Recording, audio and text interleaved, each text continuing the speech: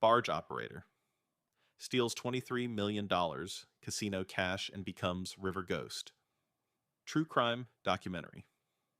At exactly 2:17 a.m. on October 8th, 2024, Thomas Crow's weathered hands guided the Barge River Queen through what looked like a routine stop at mile marker 394. Security cameras showed a 47-minute cargo transfer. Nothing unusual. But by dawn, $23.7 million in casino cash had vanished into the Mississippi's black waters, and Thomas had become the river's most wanted ghost. Before we dive in, let me ask you, how much time do you really have right now? Because once you start this journey with Thomas Crow, you won't want to stop. This isn't just another crime story. It's a masterpiece of patience, greed, and betrayal on America's greatest river. If you're ready for it, smash that like button, subscribe, and let's set sail together. This story didn't begin with a veteran barge operator pulling off the perfect water heist.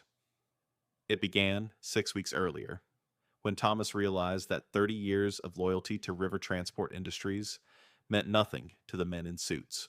That's when a quiet, broken worker started to become something else entirely. Thomas's hand shook as he guides the hydraulic crane over the $500,000 container. Police helicopters circled overhead with searchlights cutting through the fog. Radio chatter crackled. All units. Suspect is in the area. Considered armed and dangerous. Lieutenant Walsh's Coast Guard patrol boat approached fast from the south. Dutch Morrison's task force closed in from the north. Thomas had maybe 90 seconds to complete the container swap before he was surrounded. Sweat dripped into his eyes despite the cold river air. The crane jammed halfway through the transfer. The real container dangled 10 feet above the water, while the dummy sat on his barge. If he dropped it, $500,000 sank to the bottom of the Mississippi. If he stayed to fix it, he went to prison for life. Either way, Jake's surgery money disappeared forever. Helicopter rotors thundered overhead, drowning out engine noise. Searchlight beams sliced through the darkness, seconds from finding him. River current pulled his barge toward the main channel where he'd be exposed. Radio voices got closer. Visual contact. Suspect at mile marker 394. Thomas made his choice. He jumped onto the swaying container, tools in hand, trying to free the crane mechanism while hanging 15 feet above the black water. One slip meant death. 1 second too long meant capture. Just as the searchlight beam swung toward him, Dutch Morrison's voice echoed across the water through a megaphone. Thomas Crow, this is your last chance. Surrender now. But how did a quiet barge operator with 30 years of clean service end up hanging from a stolen container while half the state's law enforcement hunted him down? To understand that, we need to go back to where it all began. Thomas sat in his cramped apartment above the marina, staring at medical bills that made his head spin. The phone rang at 9:47 p.m. Mr. Crow, this is Dr. Martinez at Children's Hospital. We have a slot opening in November for Jake's surgery, but we need payment confirmation within 6 weeks. The next opening isn't until spring, and by then... Jake wheeled himself into the kitchen, his face pale but determined. At 19, the kid had more guts than most grown men. Dad, just let me be. I can't watch you destroy yourself over this. Thomas covered the phone. Jake, go to bed. I got this handled. But he didn't have it handled. Not even close. After hanging up, Thomas pulled out his laptop and reviewed cargo manifests for tomorrow's run. Container NOLA 7743 caught his eye, listed as electronic equipment from New Orleans. But electronics didn't weigh 847 pounds and require armed escort transfers.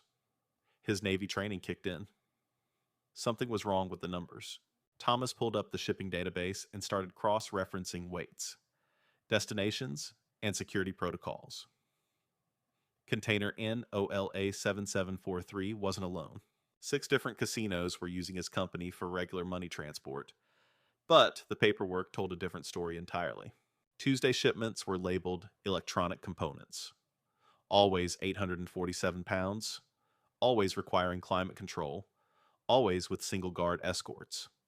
Thomas ran the destination companies through the business registry. They didn't exist. Thursday runs were listed as industrial machinery parts, weighing 1,200 to 1,400 pounds with 2-guard security. The fake companies had names like Precision Manufacturing and Advanced Equipment Solutions. No business licenses, no corporate filings, nothing. Weekend transfers were the masterpiece. Medical equipment, weighing up to 2,100 pounds, full security teams with armored transport. Thomas researched each destination company. Shell companies, all registered to P.O. boxes in different states. The shipping costs were insane. Electronic components cost $12,000 to transport 400 miles. Real electronics would cost maybe $800. Medical equipment commanded $35,000 per shipment when actual medical gear never cost more than $2,000. Then Thomas found Billy Henderson's termination report. Billy had worked these routes before his transfer. Official reason: repeated violations of security protocols. Real reason, buried in supervisor notes: Billy asked too many questions about container weights that didn't match manifests. Angela Rivera's file was worse. The dock supervisor had been photographing containers during night shifts for insurance documentation. Her photos showed serial numbers that didn't match shipping records. 2 weeks after she submitted her report, she quit suddenly. No forwarding address, no final paycheck pickup. Thomas understood now. Small bills in electronics containers. Medium denominations as machinery. Large bills in bundled cash labeled medical equipment. The weight distributions, security requirements, climate control. It all made sense when you realized you were moving millions in cash instead of legitimate cargo. His company was the backbone of a money laundering operation, moving hundreds of millions annually. And Thomas, with his access codes and route oversight, was perfectly positioned to take whatever he wanted. The moral hit him hard. This was stolen money from rigged games and desperate families. Money that should have gone to hospitals and schools instead of criminal enterprises. But Jake needed $180,000 for surgery. The same criminals who'd stolen millions were about to let his son become paralyzed because insurance wouldn't cover treatment. The choice wasn't really a choice at all. The pattern was clear once you knew what to look for. Bigger money meant more guards, different docking points, sophisticated security protocols. But Thomas knew every route, every schedule, every weakness. He decided to test his theory with the smallest target, just $50,000 on a Tuesday run. Low risk, minimal security, perfect for seeing if his plan could work. Tuesday night. Mile marker 312. 1 guard, standard transfer, shift change at midnight. Thomas had studied this operation for 3 days straight. He'd bought a small fishing boat called Lucky Strike and built a hidden compartment that perfectly matched container dimensions. The dummy container was filled with scrap metal to match the exact weight. At 11:52 p.m., the guard stepped away for coffee. Thomas had his 8-minute window. The container swap went flawlessly. Real money secured in his fishing boat, dummy in place on the barge. All documentation perfect, all weights identical. Then the guard returned 30 seconds early. "Tom, what are you doing here? This isn't your regular route." Thomas's heart hammered, but his voice stayed calm. "Dutch sent me to check the dock repairs. Chain slipped on the crane." The guard nodded and made a note in his report. Thomas forced himself to walk slowly back to his boat, every step feeling like it took forever. By morning, casino security discovered the $50,000 shortage, but they couldn't determine where in the transport chain it had disappeared. Dutch Morrison reviewed all overnight activity reports, finding nothing unusual. Thomas had pulled off his first heist, but he was just getting started. 2 weeks later, Thomas upgraded to Thursday's $200,000 shipments. He bought a medium barge called River Fox, with legitimate salvage business papers, and installed professional-grade container handling equipment. The Thursday operation was more complex. 2 guards instead of 1, radio jamming required, precise timing essential. Thomas created a fake emergency upstream, drawing 1 guard away while he isolated the other with radio interference. Everything went perfect until Lieutenant Walsh's Coast Guard patrol boat appeared during the transfer. Everything all right here? We got reports of radio interference. Thomas, still mid-transfer, kept working while he talked. Yeah, lightning knocked out our comms, just finishing up. Walsh noticed the container crane still moving, but Thomas covered smoothly.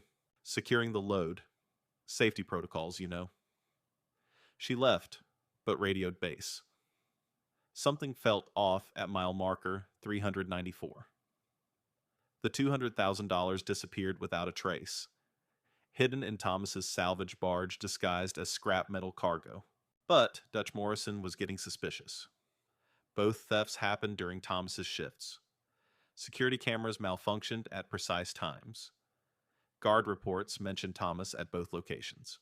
Dutch showed up at Thomas's workshop unannounced 3 days later. Tom, need to check your boats for the insurance audit.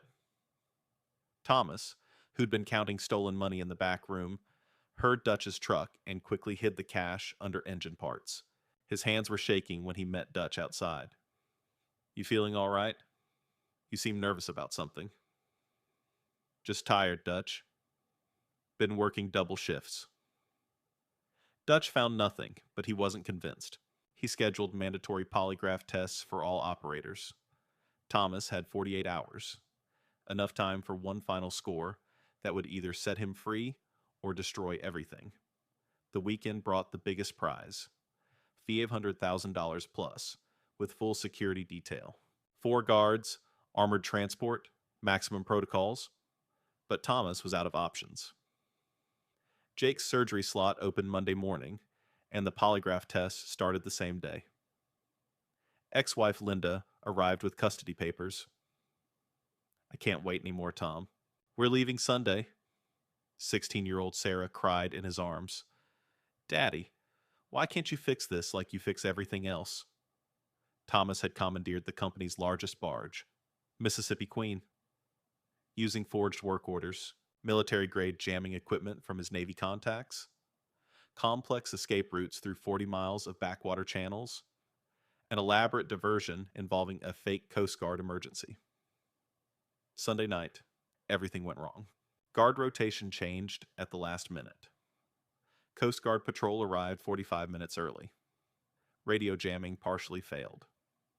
Police helicopters were dispatched to investigate the communication blackout. Then Eddie Kowalski, the night dock supervisor who'd become suspicious weeks earlier, discovered Thomas's hidden equipment. Tom, what the hell is all this gear? Thomas appeared behind him. Eddie, I can explain everything. You're the one who's been stealing. Dutch was right. My son is dying. They're stealing millions while kids like Jake suffer. Eddie was torn between duty and friendship. I have to report this. Give me until Monday morning. Then call Dutch. Just let me try to save my boy. At 11:45 p.m., Thomas initiated the fake Coast Guard emergency upstream. Security split up to investigate. Radio jamming began at 11:58 p.m., creating a communication blackout.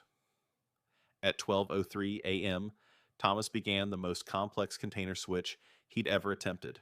4 guards instead of 2, sophisticated GPS tracking, hydraulic systems straining under 847 pounds of cash. Then, Lieutenant Walsh's patrol boat arrived early. River Queen, this is Coast Guard. We're boarding for inspection. Thomas, with the container half-switched, improvised desperately. Negative, Coast Guard. We have mechanical emergency. Crane is stuck with load suspended. We're coming aboard anyway. Thomas had 90 seconds to complete the switch and hide evidence. He finished with 15 seconds to spare, Crane magically working again when Walsh boarded. That was convenient timing, Tom, but she was suspicious, and emergency calls were flooding in about the radio blackout. By 12:35 a.m., police helicopters arrived with searchlights. Thomas completed the container switch just as light swept over him. He had to navigate through a police cordon to reach his hidden barge, escape with $500,000 plus, while a manhunt began. That's when Dutch Morrison's task force cornered him in Cypress Creek. Thomas Crow, this is Dutch Morrison. You're surrounded. Shut down your engines. Thomas, trapped between patrol boats with stolen money, made one last desperate choice. Dutch, my son is dying. I know, Tom, but this isn't the way. Thomas crashed through the police line, disappearing into a maze of channels only he knew. Helicopters lost him in the darkness. Monday morning, Jake's surgery began with an anonymous $180,000 donation. Thomas was nowhere to be found. Dutch discovered evidence of the massive casino money laundering operation and realized Thomas wasn't just a thief. He'd been gathering evidence that would bring down an entire criminal network. The FBI investigation that followed exposed $300 million in laundered money, organized crime connections reaching into state government, and systematic corruption that had cost dozens of workers their lives through ignored safety violations. Thomas agreed to testify in exchange for immunity. His evidence destroyed the money laundering network. 23 casino executives were arrested. $400 million was recovered from criminal accounts. Jake's surgery was successful. The boy walked again. After his testimony, Thomas disappeared. Some say witness protection. Others claim he still operates barges under a new identity. Eddie swears he sees the Mississippi Queen on foggy nights, running dark through backwater channels. Dutch wrote in his final report, Thomas Crow committed theft, but he exposed crimes that dwarfed his own. The money he stole was already stolen from working families. In the end, he gave it back where it belonged, to children who needed it to live. 5 years later, whenever corrupt cargo goes missing on the Mississippi, river workers whisper the same thing. The river ghost is back. A lone barge moves silently through pre-dawn mist. Running lights dark, operator invisible in the pilot house. On the dock, a security guard checks his manifest and finds nothing unusual. Just another routine cargo run. But somewhere in the darkness, the river ghost smiles, knowing that justice flows like the mighty Mississippi. Slow and steady, but impossible to stop. Thomas Crow stole $750,000 total, saved his son's life, and exposed $400 million in criminal operations. The FBI never found him, but they never looked too hard. Sometimes the law needs ghosts to do what badges cannot. So, what do you think? Was Thomas Crow a criminal or the last honest man on the river? Hit that like button if you believe sometimes you have to break bad laws to serve true justice. Subscribe if you think there are still people willing to risk everything when the system abandons them. And tell me in the comments, what would you have done if your child was dying and the only choice was between theft and watching them suffer? I'll see you in the next story.